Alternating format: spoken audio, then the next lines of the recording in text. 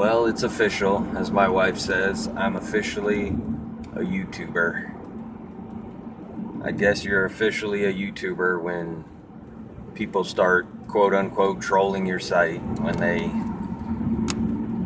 start leaving horrible, nasty comments, when they start ridiculing what you're talking about or demeaning your beliefs or, things like that. And as you can imagine, the crux of my channel is all about, my faith and my journey in my faith and all the things that go along with that. So I talk a lot about God. I talk a lot about Jesus. I talk a lot about my faith. I talk a lot about, Him being all powerful and all the things that you would expect to hear from somebody who has a faith-based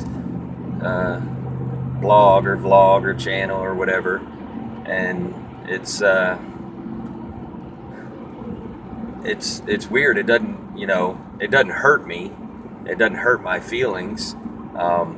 It makes me ask a lot of questions. Like, if you don't believe what I believe, that's fine. I'm not telling you absolutely have to believe everything that I believe. You should, in my opinion, because of my beliefs, I believe you should believe what I believe, or you're in for a surprise, or maybe it won't be a surprise when the time comes. But if you don't believe what I believe, why are you tuning into a channel that has someone that's reciting devotionals about God, and devotionals about God's relationship with children, and devotionals about God's relationship inside of marriage, and listening to someone drone on and on about Christ-centered 12-step and Christ-centered recovery, and do vlogs about different aspects of his faith and his journey with Christ. Why would you watch that? That's like my first question. I don't understand that at all. One of my next questions is, one of the next things that pop into my head is, I wonder what is so bad in this person's life that they have to try to attack somebody because that other person found something that makes them happy, or something that they believe in, something that gives them a sense of self, a center, a sense of purpose, a sense of usefulness. I don't understand why people would attack that. There's a lot of channels on YouTube that have a lot of different stuff on it, stuff that I don't agree with, stuff that I would not be interested in hearing. But guess what? I don't watch those things. And even if I did, why would I tear that person down? Because if they're anything like me, regardless of the content of their channel, the reason, more often than not, the reason why people are doing a channel is because they need an outlet for whatever it is that's going on in their life. They need an outlet for that. And going through YouTube, for some people it is a business and they market it as such, and that's fine. That's part of what YouTube is about. But another thing is, people use it as an outlet. They're not putting themselves out there. Even, it's almost like a rhetorical. A lot of what I talk about is rhetorical in nature. I'm just simply stating what's going on in my life. I'm not in any way, a lot of the times I'm welcoming conversation, or at least comment, or whatever. But a lot of it is it's rhetorical. I'm just trying to vent. I'm just trying to cut some stuff loose. I'm trying to get stuff off my chest. I'm trying to get the monkey off my back, and there's people out there, and it's sad that they go out there and they ridicule people and they demean people for what they talk about or what they believe. And if that makes those people happy, or makes them for a small moment feel good about themselves, that's awesome for them. But it just doesn't make a whole lot of sense to me. The other thing I have to catch myself, because my wife says because of the the nature of YouTube and what people can and cannot do to you, or an effect people could have on you. And you would think getting a lot of people to come to your site and click on ads and all that stuff, that would be good for you.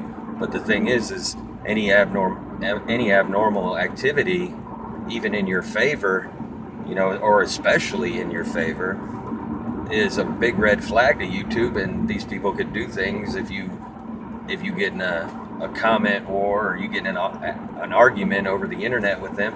They could facilitate these things and basically get your site shut down. And obviously that's not what I want. But it's just, so all I do when these people make comments, and you can imagine what some of the comments are when we're talking about Christianity, a lot of what people say are very negative towards God, or they question, where was God when this was happening to these kids, or where was God when this was happening to these, these people in this part of the world, and where was God? That's the main thing is, where was God when? Where was God when? And it's like, if your God is so loving and so powerful, why did he let these things happen? And it's so hard to, especially over the internet, how are you going to explain that to somebody through comments, when it's obvious where they're coming from is a place of disbelief and just total dismissal of everything that you believe? How could you even possibly begin to try, through typed word, try to explain to them to the point, I'm not going to sit there and type a couple paragraph comment back to them and magically, 20, 30, 40, 50 years of disbelief or a particular set of beliefs completely be changed. And nor would I even think that I'm even the type of person that could do that. But I don't want to leave the things out there and just, because I think by not responding at all, it kind of gives these people, look, they don't have anything to say to that. So usually what I do say, some of the stuff has been kind of nasty sometimes. So I don't want to say mean, not nasty in the way that like they've been mean to me, but just like nasty, like some of the language. So because I'm trying to create a site that for the most part, people can listen to, maybe not as a family, but different, people of almost any age could just pop on and listen to without fear of hearing language that they don't want to hear, or don't need to hear. But some of the stuff, which is just, straightforward, and say, like one I got today, where was God when? And, after getting over the initial shock of, okay, why are you even watching my channel if you don't believe these things? But on the other hand of that is, they're searching for something. Either they're searching to troll somebody, or maybe they have a little pang of faith, or a pang of something pushing them towards this information that I'm putting out there, and maybe that's a good thing. But anyway, when this usually what I respond to is I tell them, I can't pretend to know the heart of God, but I know that God loves you, and there's absolutely nothing you can do about it.